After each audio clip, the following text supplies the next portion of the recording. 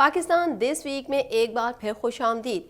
عمران خان نے ملتان میں کارکنوں سے خطاب کرتے ہوئے کہا کہ جو بیرونی سازش اس ملک کے میر جعفر اور میر صادق کے ساتھ ہم پر مسلط کی گئی، ہم نے اسے ناکام کرنا ہے۔ چیلنج کرتا ہوں، اسلام آباد میں 20 لاکھ لوگوں کو لائیں گے۔ شریف فیملی کے خلاف ہم نے اپنی زبان سے جہاد کرنا ہے۔ مزید احوال اس رپورٹ میں۔ پاکستان تحریک انصاف کے چیئرمین عمران خان نے کہا ہے کہ شریف فیملی کے خلاف ہم نے اپنی زبان سے جہاد کرنا ہے۔ عمران خان نے کہا کہ حقیقی آزادی کی تحریک میں آپ نے بچے بچے کو تیار کرنا ہے، یہ ہماری سب سے اہم ترین تحریک ہوگی۔ چوروں کا ٹولہ ہم پر مسلط کیا گیا۔ عمران خان کا کہنا تھا کہ شہباز شریف پر 40 ارب روپے کے کیسز ہیں، ان کی کرپشن پر وائٹ پیپر عوام کے سامنے پیش کروں گا۔ جس کا پیسہ ملک سے باہر کھڑا ہو وہ کبھی بھی باہر کے سامراج کے سامنے کھڑا نہیں ہوگا۔ عمران خان نے مزید کہا کہ یہ مافیا لوگوں کی کردار کشی کرتے ہیں، لوگوں کو ڈراتے دھمکاتے ہیں۔ انہوں نے ایک خاتون کو پیسے دے کر 2018 میں کتاب لکھوائی، عید کے بعد پھر یہ اسی طرح کی حرکت کرنے جا رہے ہیں اور پھر یہ میری کردار کشی کرنے کی کوشش کریں گے۔ میں جب تک زندہ ہوں میں ان کا ڈٹ کر مقابلہ کروں گا، ہم زبان سے ان کے خلاف جہاد کریں گے۔ پی ٹی آئی رہنما فواد چودھری کا کہنا ہے کہ مسجد نبوی صلی اللہ علیہ وسلم کا واقعہ پلانٹڈ نہیں، اچانک رد عمل تھا۔ پی ٹی آئی کے ورکرز ان چیزوں میں شامل نہیں۔ عمران خان نے اسلاموفوبیا کے خلاف جو کام کیا اس کا مقابلہ نہیں۔ مزید احوال اس رپورٹ میں۔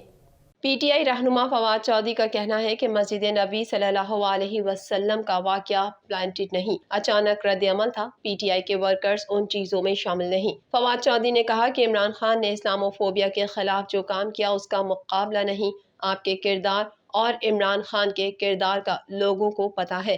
ہم نے سوسائٹی کو بچانا ہے، تقسیم نہیں کرنی۔ انہوں نے کہا کہ سندھ ہاؤس حملہ کیس میں پی ٹی آئی کے رہنماؤں کو سزا ہو گئی اور وہ جیل گئے، لیکن انصار الاسلام پارلیمنٹ لاجز آئی اس کے ایک کارکن کو بھی سزا نہیں ہوئی۔ صاحب اقتدار کو تاریخ سے سبق لینا ہوتا ہے۔ معاشرے، ملک، سوسائٹی کو تقسیم نہیں کیا جاتا، جوڑا جاتا ہے۔ قانون سب کے لیے برابر ہوگا تو معاشرے میں تقسیم نہیں ہوگی۔ اگر سب سے بڑے سیاسی جماعت کو دیوار سے لگائیں گے تو پھر ووٹ اور معاشرہ تقسیم ہوگا۔ وفاقی وزیر داخلہ رانا ثناء اللہ نے الزام عائد کیا کہ روزہ رسول صلی اللہ علیہ وسلم پر ہونے والے واقعے کی منصوبہ بندی پاکستان سے کی گئی۔ سعودی حکومت سے درخواست کریں گے ایسے واقعات کے خلاف اقدامات کرے۔ میڈیا رپورٹ کے مطابق وفاقی وزیر داخلہ رانا ثناء اللہ نے پریس کانفرنس کرتے ہوئے کہا کہ روزہ رسول پر ہونے والا واقعہ قابل مذمت ہے۔ پوری قوم اس واقعے کی مذمت کرتی ہے۔ یہ وہ مقام ہے جو ادب و احترام کا ہے، جہاں اونچی سانس لینا بھی مناسب نہیں۔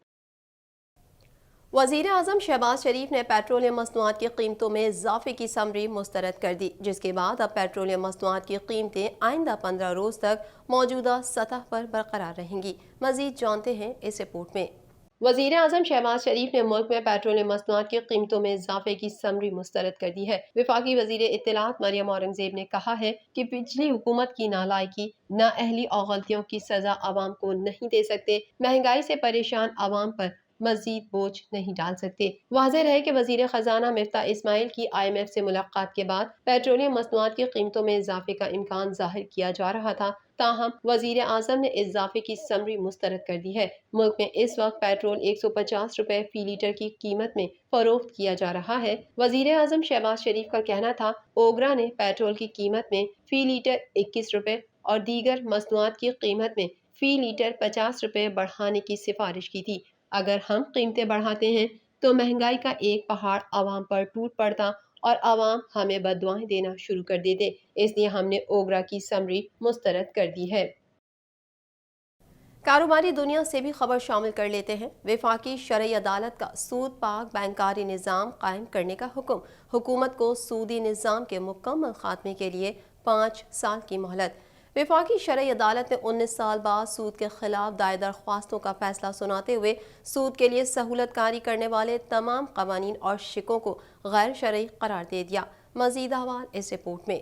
وفاقی شرعی عدالت نے 19 سال بعد سود کے نظام کے خلاف دائر درخواستوں کا فیصلہ سنا دیا۔ عدالت نے سود کے لیے سہولت کاری کرنے والے تمام قوانین اور رشقوں کو غیر شرعی قرار دیتے ہوئے حکومت کو سودی نظام کے مکمل خاتمے کے لیے 5 سال کی مہلت دے دی۔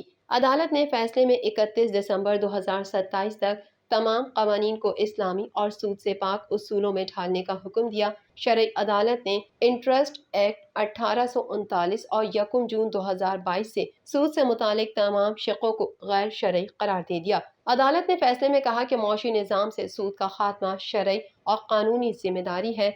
मुल्क से रबा का हर सूरत में खात्मा करना होगा। रबा का खात्मा इस्लाम के बुनियादी उसूलों में से एक है। शरई अदालत के जस्टिस सैयद मोहम्मद अनवर ने फैसले में कहा कि बैंकों का कर्ज की रकम से ज्यादा वसूल करना रबा के ज़मरे में आता है। कर्ज किसी भी मद में लिया गया हो, उस पर लागू इंटरेस्ट रबा कहलाएगा। बैंकों का हर किस्म का इंटरेस्ट रबा ही कहलाता है। रबा मुकम्मल तौर पर और हर सूरत में गलत है। वफाकी शरई अदालत ने फैसले में कहा कि चीन भी सी पैक के लिए इस्लामी बैंकारी निज़ाम का ख्वाह है। रबा से पाक निज़ाम ज्यादा फायदेमंद होगा। इस्लामी बैंकारी निज़ाम रिस्क से पाक और इस्तेहसाल के खिलाफ है। सूद से पाक बैंकारी दुनिया भर में मुमकिन है। मौसम के हाल से भी नाज़रीन को आगाह करते चलें। सूबा सिंध के वज़ीर बराए माहौलियात और साहिली तरक्की इस्माइल राहू की ज़ेर सदारत इजलास में सिंध भर में बढ़ती गर्मी और हीट वेव से मुतालिक आगाही मुहिम चलाने का फैसला किया गया। दूसरी जानिब महकमा मौसमियात ने ईद उल फितर पर मुल्क के मुख्तलिफ इलाकों में तेज़ हवाओं और गरज चमक के साथ बारिश की पेशगोई करते हुए कहा, 1 मई से हवाओं का सिलसिला मगरबी इलाकों में दाखिल होगा। हवाओं का ये सिलसिला 5 मई तक जारी रहेगा। मज़ीद जानते हैं इस रिपोर्ट में।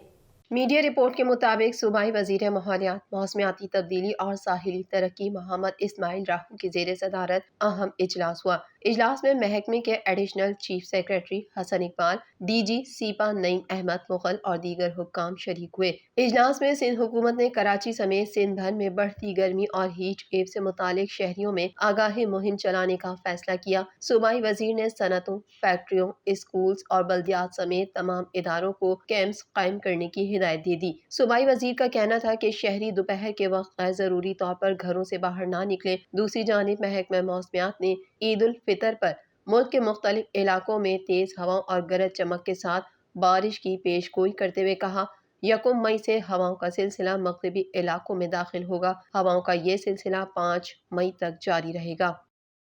पाकिस्तान दिस वीक में फिलहाल इतना ही। मजीद खबरों के साथ अगले हफ्ते फिर हाजिर होंगे। जब तक के लिए अपनी मेज़बान को इजाज़त दीजिए।